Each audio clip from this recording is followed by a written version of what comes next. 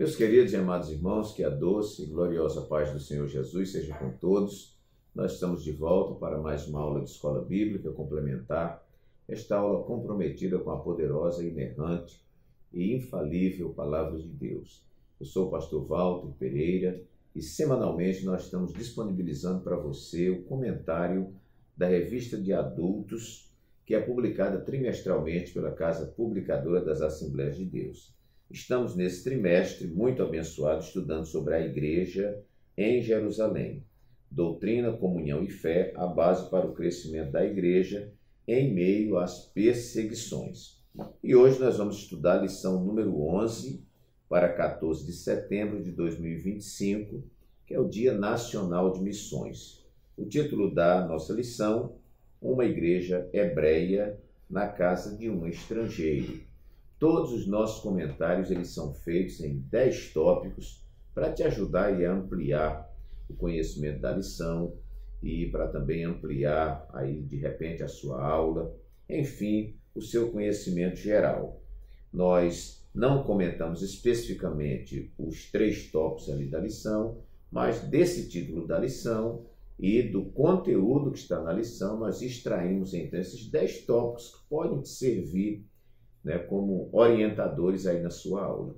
Se você ainda não é inscrito neste canal, se inscreva, deixa aí seu like, que é muito importante para o canal, para que o YouTube divulgue esse canal para outras pessoas. Compartilhe também esse vídeo, essa aula com outras pessoas e também deixe o seu comentário no YouTube, que é muito interessante para nós. Aqueles que nos ouvem aí pelas outras mídias, como a Rádio Farol FM 90.1, ou os que nos ouvem aí pela Rádio Web Capital aqui de Maceió e Rádio Web Gênesis, recebam também o nosso abraço carinhoso. Então, queridos, como falei, a lição de hoje, já a antepenúltima, hoje é a lição número 11, depois nós teremos aí a número 12, que será o comentário O Caráter Missionário da Igreja de Jerusalém, e a última lição desse trimestre, que será a Assembleia de Jerusalém. Mas hoje, especificamente, uma igreja hebreia na casa de um estrangeiro. O nosso textual nos diz assim: Respondeu então Pedro: Pode alguém, porventura, recusar a água para que não sejam batizados estes que também receberam, como nós, o Espírito Santo? Atos 10, 47. A verdade prática nos diz assim: o episódio da igreja hebreia na casa do gentio Cornélio demonstra que Deus não faz acepção de pessoas. E nossa leitura bíblica em classe se encontra em Atos capítulo 10, versículos de 1 a 8, depois versículos 21 a 23 e depois os versículos 44 a 48. Nos diz assim o texto: E havia em Cesareia um varão por nome Cornélio, centurião da corte chamada Italiana, piedoso e temente a Deus com toda a sua casa, o qual fazia muitas esmolas ao povo e de contínuo orava a Deus. Este, quase à hora 9 do dia, viu claramente numa visão um anjo de Deus que se dirigia para ele e dizia: Cornélio. Este, fixando os olhos nele e muito atemorizado, disse: Que é, Senhor? E o anjo lhe disse: As tuas orações e as tuas esmolas têm subido para a memória diante de Deus. Agora, pois, envia homens a Jope e manda chamar a Simão, que tem por sobrenome Pedro. Este está com um certo Simão curtidor, que tem a sua casa junto do mar. Ele te dirá o que deves fazer. E retirando-se o anjo que lhe falava, chamou 2 dos seus criados e a um piedoso soldado dos que estavam ao seu serviço, e havendo-lhes contado tudo, os enviou a Jope. E descendo Pedro para junto dos varões que lhe foram enviados por Cornélio, disse: Sou eu a quem procurais. Qual é a causa por que estais aqui? E eles disseram: Cornélio, o centurião, um varão justo e temente a Deus, e que tem bom testemunho de toda a nação dos judeus, foi avisado por um santo anjo para que te chamasse à sua casa e ouvisse as tuas palavras. Então, chamando-os para dentro, os recebeu em casa. No dia seguinte foi Pedro com eles, e foram com ele alguns irmãos de Jope. E dizendo Pedro ainda estas palavras, caiu o Espírito Santo sobre todos os que ouviam a palavra. E os fiéis que eram da circuncisão, todos quantos tinham vindo com Pedro, maravilharam-se de que o dom do Espírito Santo se derramasse também sobre os gentios, porque os ouviam falar em línguas e magnificar a Deus. Respondeu então Pedro: pode alguém, porventura, recusar a água, para que não sejam batizados estes que também receberam, como nós, o Espírito Santo? E mandou que fossem batizados em nome do Senhor. Então rogaram-lhe que ficasse com eles por alguns dias. Então, meus amados irmãos, está aqui a nossa lição, que se você ler todo o comentário, você vai ver que aqui nós temos uma introdução que vai dar uma visão geral da lição. Nós temos o primeiro tópico, que vai falar sobre a revelação de Deus aos gentios. O segundo tópico vai tratar sobre a salvação dos gentios. E o terceiro tópico, o Espírito derramado sobre os gentios. E, por fim, então, a conclusão. Então, é importante que você estude a lição, nós sempre falamos aqui nos nossos vídeos, né? E que faça a explanação até orientada por esta lição, para que o seu aluno não fique com a lição lá boiando sem poder acompanhar. Mas aqui eu vou lhe fornecer, então, 10 tópicos, porque pelo menos eles lhe dão um caminho, né? Você, de repente, lê a lição e diz, mas eu tenho que falar sobre o quê? Existem lições que são difíceis da gente descobrir o caminho. Então, aqui eu vou fornecer 10 tópicos que vão te ajudar na sua aula e no seu estudo. Então, o título da lição: uma igreja hebreia na casa de um estrangeiro. O primeiro tópico que eu coloquei aqui foi como rejeitar o que o Espírito Santo aceitou. Fica muito complicado se Deus deu a sua autenticação, Deus deu o seu aval, Deus deu a sua confirmação, a sua chancela, nós rejeitarmos, né? Então, se Deus aceitou, se o Espírito Santo aceitou, como nós vamos rejeitar? Veja que no texto áureo, né, palavras de Pedro, ele diz assim: pode alguém, porventura, recusar a água, ou seja, o batismo nas águas, para que não sejam batizados estes, que também receberam como nós o Espírito Santo? Óbvio que não, porque o fato deles terem recebido ali o batismo com o Espírito Santo, com evidência de línguas, claro, o que estava dando um maior testemunho, vamos dizer, por aqueles fiéis, era o próprio Espírito Santo. Na igreja nós usamos muito, antes de batizar alguém nas águas, né, nós perguntamos à igreja quem dá testemunho por esta pessoa, por aquela pessoa, e a igreja levantando a mão, um número razoável de pessoas levantando a mão, nós temos ali a confirmação. Mas aqui, meus queridos, a confirmação maior veio por parte do Espírito Santo. Então, como rejeitar o que o Espírito Santo aceitou? Muito cuidado na vida prática nossa para nós não rejeitarmos, não desprezarmos aquilo que o próprio Espírito Santo, em sua santidade absoluta, aceitou. Então, no versículo 44 também, vai dizer assim, que dizendo Pedro ainda estas palavras, caiu o Espírito Santo sobre todos os que ouviam a palavra. Aquela descida do Espírito Santo, batizando-os com o Espírito Santo, tanto autenticava o testemunho em relação àquelas pessoas que estavam ali junto com Cornélio, como também autenticava as palavras que Pedro estava falando, que assim eram confirmadas como verdadeiras, como fiéis palavras de Deus. O segundo ponto que nós colocamos aqui é que Deus não faz acepção de pessoas. O início da igreja, né, com essa adesão, com essa inclusão dos gentios, ela foi muito difícil, foi muito criticada, né? A cultura judaica é uma cultura muito forte, né? Então, mesmo aqueles homens que andaram com Jesus, né, e que viram Jesus abençoar pessoas que não eram judeus, né, como o centurião de Cafarnaum, como a mulher cananeia, né, como a mulher samaritana e outros, né, que Jesus abençoou. Dos 10 leprosos, né, só um que era samaritano voltou para agradecer. E Jesus louvar a ação dessas pessoas eram sinalizações, isso já era uma sinalização, né, da obra salvífica de Cristo estendida também para os gentios. Mas os judeus tinham muita dificuldade de conviver com isso, porque isso era entranhado em sua cultura, né, em suas tradições. Mas aqui na verdade prática vai dizer assim: o episódio da igreja hebreia na casa do gentio Cornélio demonstra que Deus não faz acepção de pessoas. Então, Deus não tem pessoas exclusivas para ele, Deus não ama mais a um do que ama o outro, né? Deus não tem filhos preferidos, né? Muito pelo contrário, né? Deus não faz acepção de pessoas.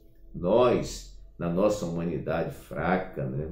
Nós, na nossa debilidade humana, né? Na nossa tendência carnal, muitas vezes, fazemos acepção de pessoas. Somos muito levados pela aparência, somos muito levados em observar aquele que tem e aquele que não tem. Então precisamos de uma disciplina, precisamos absorver realmente a palavra de Deus para que a gente não trate as pessoas, discriminando as pessoas, né? Fazendo acepção de pessoas. É muito triste nós vemos tanto no mundo e principalmente, irmãos, vermos a acepção de pessoas dentro da comunidade religiosa que nós denominamos de igreja.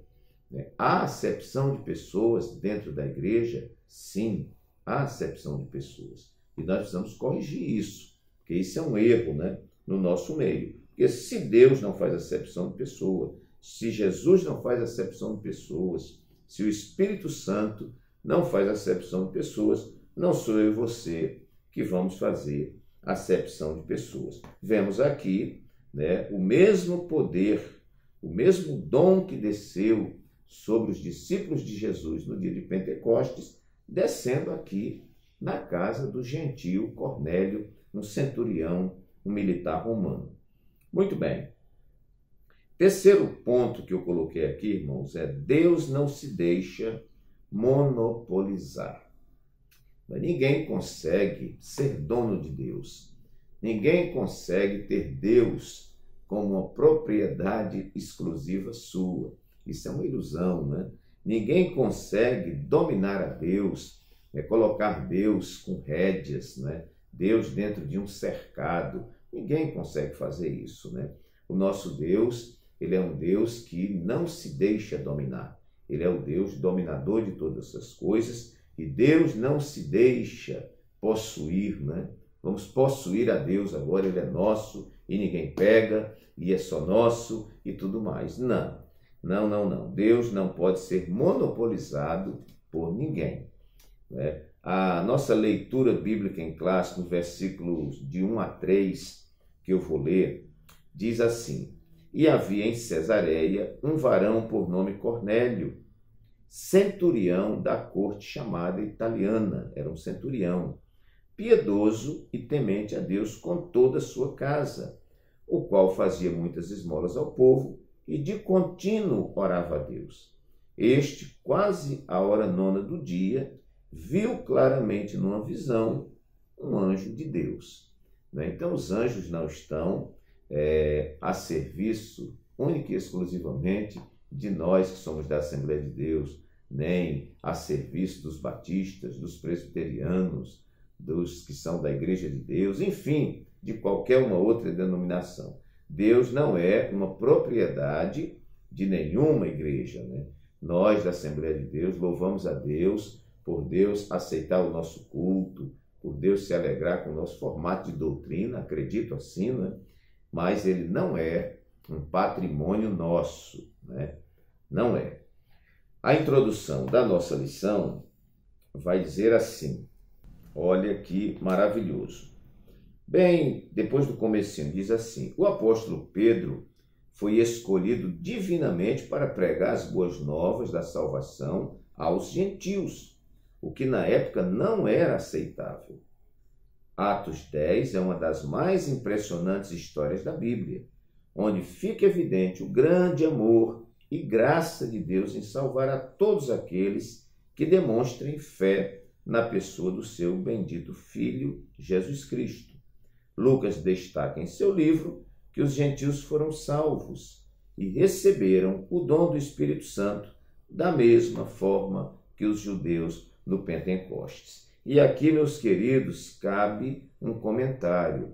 Se nós não fizermos as coisas que nós precisamos fazer, Deus levanta outro povo e este povo vai fazer a sua obra. Então, muito cuidado para não achar que nós colocamos Deus na rédea, que Deus agora é uma propriedade nossa, Deus é um monopólio nosso e Ele está conosco e não está com mais ninguém e Ele só nos usa e não usa mais ninguém. Daqui a pouco nós vamos ver um tópico aqui que vai esclarecer.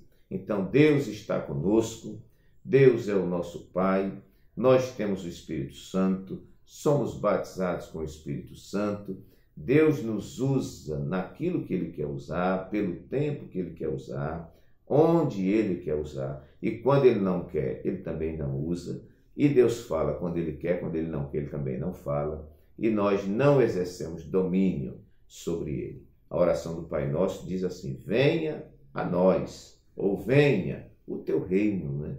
O teu reino, o teu domínio, a tua autoridade, a tua gerência. O domínio é dele sobre nós e não de nós para com ele.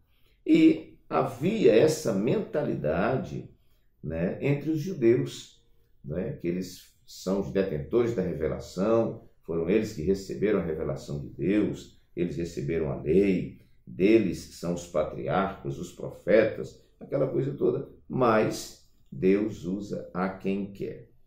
Muito bem.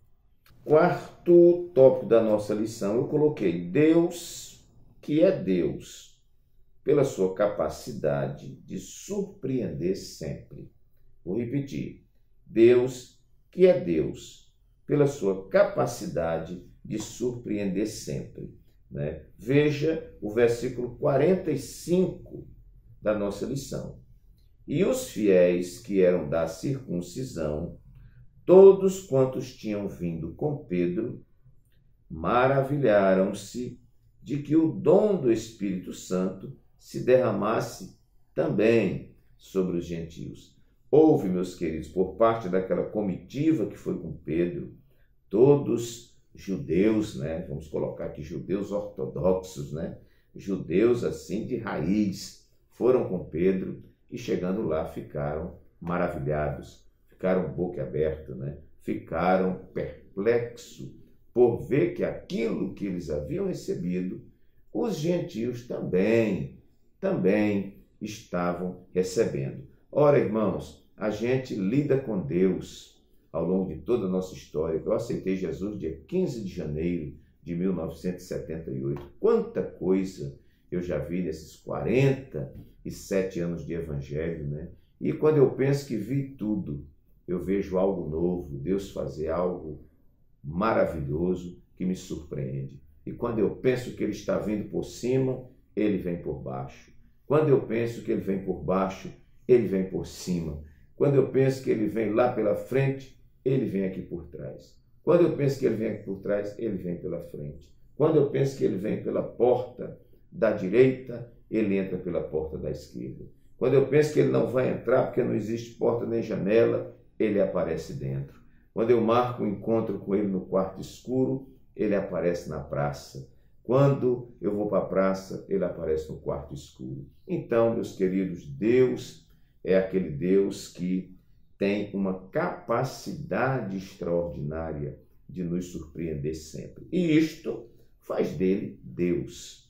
Por isso que a Bíblia diz que as coisas que o olho não viu, o ouvido não ouviu e nem subiram ao coração do homem ou à sua imaginação, são as coisas que Deus tem preparado para aqueles que o buscam.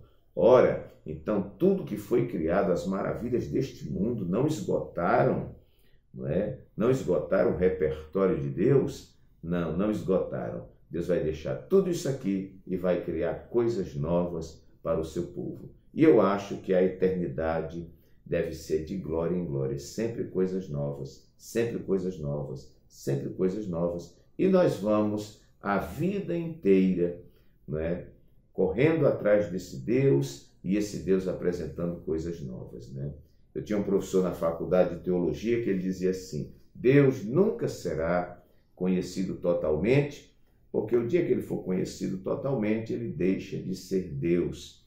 Então ele é Deus por esse poder extraordinário, essa capacidade extraordinária que ele tem de nos surpreender sempre, porque os seus estoques não se esgotam. Vamos para o quinto ponto, irmãos, meio da lição. Aqui nós vemos o caráter universal do Evangelho. Isso que acontece na casa de Cornélio, não é? O mesmo que aconteceu entre os gentios, já são indícios de que este Evangelho não é um Evangelho limitado a um grupo. Este Evangelho não é só para os judeus, esse Evangelho é para os árabes, né? Esse Evangelho é para os africanos, este Evangelho é para os americanos, é para os europeus, né? Este Evangelho é para o homem de pele escura, para o homem de pele clara, é para o alto, para o baixo, para o rico, para o pobre, é para a mulher, é para o homem. Este Evangelho é para todos os homens, em todos os lugares. Então, isso fala da universalidade do Evangelho. Isso aqui deveria romper, não é, com essa dificuldade que os judeus tinham de expandir o Evangelho para os gentios. Os irmãos vejam que há um texto na Bíblia, eu não estou com o endereço agora na cabeça aqui, mas que diz que Paulo repreendeu Pedro na cara.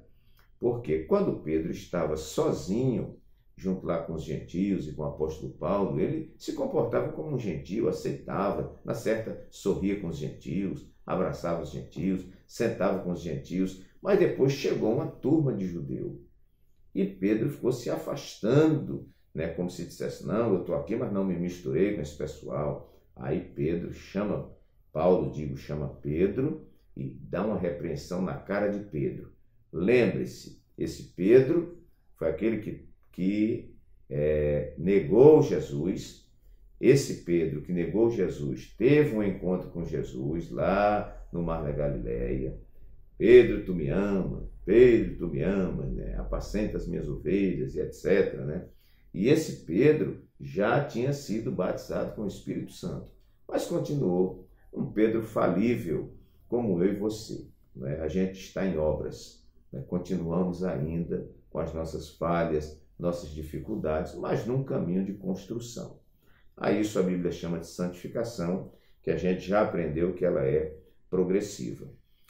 No plano de aula, irmãos, na introdução, que está na revista do Mestre, diz assim: a visita do apóstolo Pedro à casa do centurião Cornélio. Esse episódio revela que o plano de salvação em Cristo não está restrito a um povo ou cultura, mas se estende a todas as nações. Através da ação do Espírito Santo, Deus rompe barreiras, aleluia, barreiras étnicas e culturais, mostrando que não faz acepção de pessoas. Né? Então, este evangelho é um evangelho universal. Também no plano de aula, no setor aqui, motivação, diz assim: a lição de hoje nos mostra que o evangelho rompe barreiras e convida a igreja a viver a missão com abertura, compaixão e obediência ao Espírito. Que nossos corações estejam sensíveis à voz de Deus e prontos a levar sua salvação a todos. Tópico 1 e subtópico 3 também vai dizer assim: a partir da verdade bíblica de que Deus quer salvar a todos. Anote essa referência, 1 a Timóteo, capítulo 2, versículo 4. A igreja deve levar adiante a grandiosa missão de pregar o evangelho a toda criatura. Marcos 16:15. Paulo afirmou que Deus achou por bem salvar os que creem por meio da pregação. 1 Coríntios 1:21. Devemos, portanto, pregar. Não é preciso ninguém ficar esperando um anjo comissioná-lo a pregar o evangelho. Deus já fez isso. Agora, tópico 2 e subtópico 1. Diz assim: todas as pessoas, quer judeus, quer gentios, são objeto do amor de Deus. Em segundo lugar, Deus quer salvar a todos. Deus não somente ama a todos, mas quer salvar a todos. Pedro agora reconhece que a salvação não é apenas para os judeus que guardam a lei, mas também para todo aquele que em qualquer nação o teme. Glória a Deus. Bom, vamos então para o nosso sexto tópico. Um evangelho concebido por revelação. Isso aqui é interessante, irmãos. O apóstolo Paulo, escrevendo aos Coríntios, ele disse assim, me parece capítulo 2, versículo 4, ele diz: ora, o homem natural não compreende as coisas do Espírito de Deus, porque elas lhe parecem loucura. E este homem não pode discerni-las, porque elas se discernem espiritualmente. Então, o Evangelho, ele não é concebido meramente pela intelectualidade humana, mas ele é concebido, é aceitado por revelação. Quando Jesus pergunta aos seus discípulos: quem dizem os homens ser o Filho do Homem? Um diz que estavam dizendo que Jesus era Elias, outros disseram que Jesus era Jeremias, outros estavam dizendo que Jesus era um dos profetas, que Jesus era João Batista que tinha ressuscitado. E Jesus disse: e vós, quem dizeis que eu sou? Pedro toma a palavra por revelação. E ele diz assim: tu és o Cristo, o Filho do Deus vivo.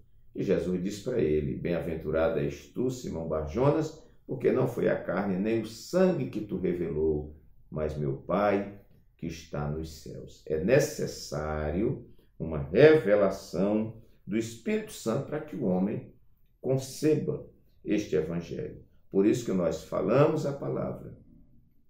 E o Espírito Santo, ilumina essas pessoas para que elas entendam esta palavra, entendam esta revelação. Tópico 1, subtópicos 1, 2 e 3. Eu não vou ler tudo isso aqui, irmãos, mas você tem o tópico 1, você veja que Cornélio tem uma visão, isso é revelação. Depois nós temos Pedro, que está lá na casa de Simão Curtidor, lá ele tem uma revelação também. Olha o ambiente de revelação. E esse Cornélio, que tem uma revelação, manda chamar Pedro, que também teve uma revelação. E Pedro vem para a casa de Cornélio e fala de um evangelho. E este evangelho também é revelado àquelas pessoas. E então o Espírito Santo confirma, batizando essas pessoas com o Espírito Santo. Então, sexto lugar, um evangelho concebido por revelação. Sétimo lugar, um pouco parecido com o que nós comentamos anteriormente, eu coloquei rompendo o preconceito exclusivista. Nós temos que ter muito cuidado com preconceito. O que é preconceito? É um conceito elaborado antecipadamente. Olha, pré é o que vem antes, E conceito é uma classificação, é um raciocínio em cima de um determinado ponto de vista, em cima de um determinado conceito, É a nomeação que damos a determinada coisa. Então, o preconceito é nós elaborarmos um conceito antecipadamente. E, às vezes, o nosso conceito pré-concebido, ele fica desprovido de provas, fica desprovido de uma análise mais profunda, fica desprovido de contexto e, de repente, nós fazemos um julgamento errado. Então, nós precisamos romper com o preconceito e esse preconceito exclusivista. Nós temos religiões que nós não vamos mencionar aqui, que eles creem que só eles vão para o céu. Né? Isso é exclusivismo, né? Então, só nós estamos certos. Isso é muito perigoso, irmão. Mesmo que você tenha convicção da sua verdade, guarde a sua verdade, né, consigo, né? Nunca menospreze as pessoas, né? E nunca deixe transparecer essa questão exclusivista. O auxílio bíblico teológico da nossa lição, ele vai falar algo interessante aqui. Cornélio e Pedro. Olha só, a primeira igreja fundada após o Pentecostes era composta quase exclusivamente de judeus. Durante anos, nenhuma tentativa foi feita no sentido de evangelizar os gentios, apesar do último mandamento de Cristo. Isto nos parece surpreendente, mas era difícil remover da mentalidade judaica certos preconceitos seculares, né? Que se refere a séculos, né, de existência. Somente o poder de Deus poderia arrancar deles tais costumes. Antes da grande comissão ser efetuada, foi a ordem de Jesus, a grande comissão, a ordem de Jesus de evangelizar todas as nações, todos os povos, né? Antes dessa grande comissão ser efetuada pela igreja judaica e o evangelho alcançar os gentios, algumas questões teriam de ser solucionadas. Será que judeus e gentios poderiam receber igual salvação, ficando em pé de igualdade?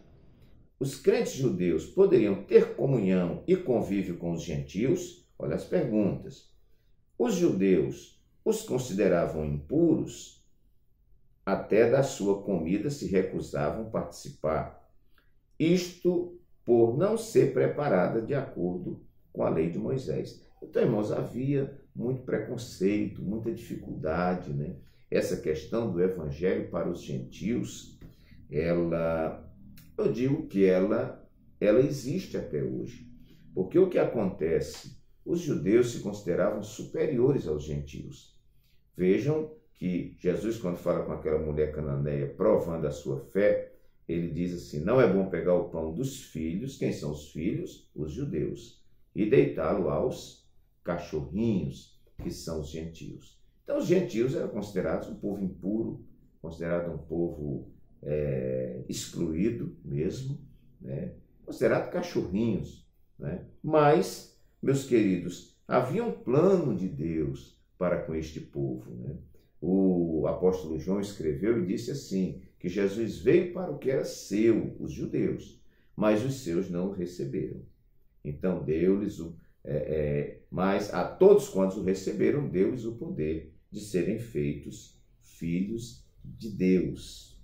Então, havia algo arraigado, né? E uma cultura, alguém disse que para mudar são 500 anos, né? Então, a cultura é muito difícil, né? E esses gentios simbolizam, às vezes, irmãos, os excluídos do nosso século, né? Às vezes a gente vê entrar na igreja, um mendigo entrar na igreja, uma pessoa com uma orientação sexual que nós não concordamos, e entrar alguém que é pobre, e entrar alguém que não tem muita aparência, e às vezes a gente vê um trato diferenciado, né? Uma exclusão, um preconceito, né? E às vezes o nosso olhar para aquela pessoa, inclusive com os que caem, é um olhar muitas vezes de superioridade. Então, porque o irmão caiu e eu estou de pé, eu sou melhor do que ele. E às vezes aquele irmão que caiu, que confessou o seu pecado, às vezes é mais corajoso do que a gente. A gente que é covarde, às vezes não confessa o nosso pecado. Pode até ser assim, né? Então, essa questão de olhar para o outro com indiferença aconteceu com os judeus em relação aos gentios, a samaritana e aquela coisa, e hoje acontece, às vezes com outra roupagem, mas acontece. Nós precisamos, então, romper com o preconceito e, aqui, vamos dizer, recortando mais, né? Romper com o preconceito exclusivista, ou seja, somos nós e mais ninguém. Muito cuidado com isso. Tópico 2 e subtópico 2 também tem uma palavra interessante. que diz assim: os judeus acreditavam que o privilégio da salvação era exclusividade deles e que, portanto, os gentios estavam excluídos. O Criador havia mostrado que isso era um erro. Posteriormente, os judeus convertidos reconheceram maravilhados que Deus, por meio do arrependimento, abriu a porta da fé para os gentios. Portanto, ele salvou os gentios que demonstraram fé em Jesus e se arrependeram de seus pecados. Isso ficou curado entre os judeus? Não, e absolutamente não. Eles lutaram com isso durante toda a história, né? E essa luta vem perpassando com outras roupagens, né? Mas essa questão do preconceito exclusivista, ela é muito perigosa, mas aqui a palavra é rompendo com esse preconceito exclusivista. Oitavo e antepenúltimo lugar. Nós vemos aqui nessa igreja hebreia na casa de um estrangeiro, uma pregação cristocêntrica, que nós já falamos muito aqui em lições anteriores. O que é uma pregação cristocêntrica? É uma pregação que traz Cristo para o centro. A nossa pregação, ela deve girar em torno de Cristo. Ele é o ápice da mensagem, ele é a palavra, né? Tópico 2 e subtópico 1 vai dizer assim: Pedro recebeu a missão de pregar para Cornélio e sua casa. Sua pregação é totalmente cristocêntrica, sempre apontando para a cruz de Cristo. E, pastor Walter, qual é a aplicação? É que nós precisamos resgatar isso. Existem pregações que falam de muitas coisas, menos de Cristo. Nessa pregação não é uma pregação cristocêntrica e nem é uma pregação de evangelho. Porque um evangelho que não inclui Jesus não é o genuíno evangelho. Então, meus queridos, uma pregação cristocêntrica, muito fácil de entender e de explicar. Nono lugar, a confirmação dada pelo Espírito Santo, a testificação. Terceiro tópico e subtópico 1. Fala aqui, o Espírito prometido. Né? Vamos ver, terceiro tópico, subtópico 1. Nós temos aqui o Espírito prometido. O batismo no Espírito Santo experimentado pelos gentios na casa de Cornélio foi um dos fatos mais marcantes que aconteceu nos dias da igreja primitiva. Mas nós temos aqui também o Espírito Santo recebido no subtópico 2, né? Como vimos logo após os gentios terem recebido a palavra de Deus, isto é, se convertido à fé cristã, o Espírito Santo foi derramado sobre eles, e isso como foi lá no Pentecostes. O que era que estava acontecendo ali? Uma confirmação do Espírito Santo. Pastor, qual a diferença desse tópico 9 para o primeiro, que o senhor colocou? Como rejeitar o que o Espírito Santo aceitou? Aqui o meu foco está na reação da igreja em relação àqueles que receberam o Espírito Santo. Vamos rejeitar? Vamos ficar questionando? Vamos ficar presos a uma tradição? Ou vamos agir como devemos agir, porque temos uma ação do Espírito Santo ali presente, testificando. Aqui eu falo da reação da igreja. Como rejeitar o que o Espírito Santo aceitou? E aqui no nono tópico eu falo, o destaque aqui é a confirmação dada pelo Espírito Santo. Meus amados irmãos, todas as nossas ações, nós cantamos, nós pregamos, nós oramos, nós testemunhamos, nós ofertamos, nós fazemos caridade, enfim, toda obra que nós realizamos aqui na terra. É importante que haja a confirmação dada pelo Espírito Santo.